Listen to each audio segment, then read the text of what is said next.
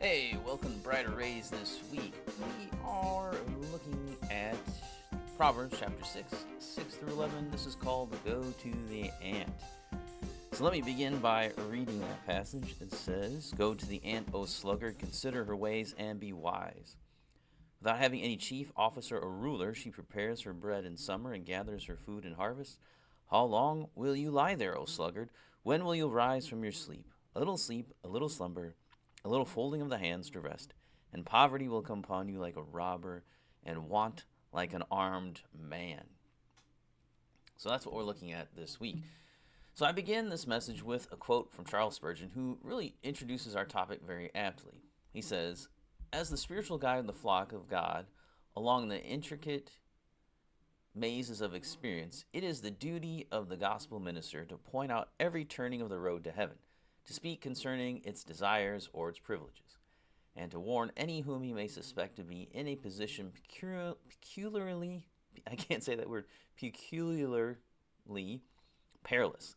Now there is a portion of the road which leads from the city of destruction to the celestial city, which has in it perhaps more dangers than any other portion of the way.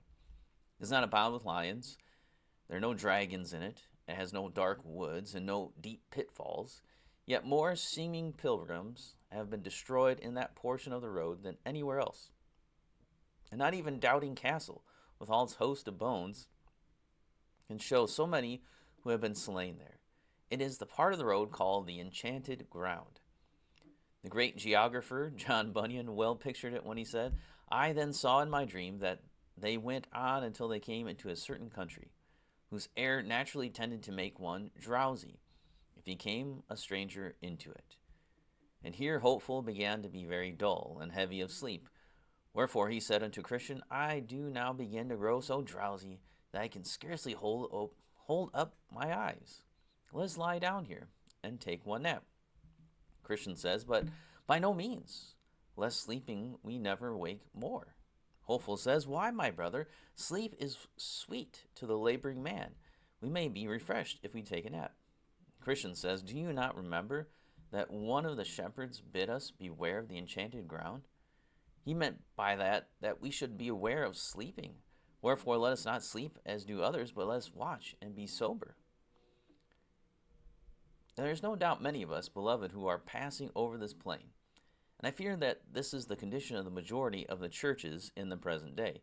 They are lying down on the settles of lukewarmness in the arbors of the enchanted ground. That's the end of the Spurgeon quote. So, we turn to our passage before us, and a lesson and warning concerning the enchanted ground. Now, Solomon will point us, the students, to go to school and learn from our teacher, the ant. And then we will hear what happens when you fail to listen.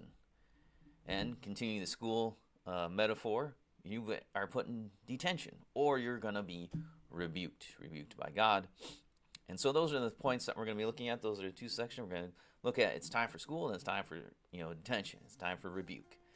So that's what we're going to go through this week. So come back next time and we will begin by looking at going to school. And our teacher is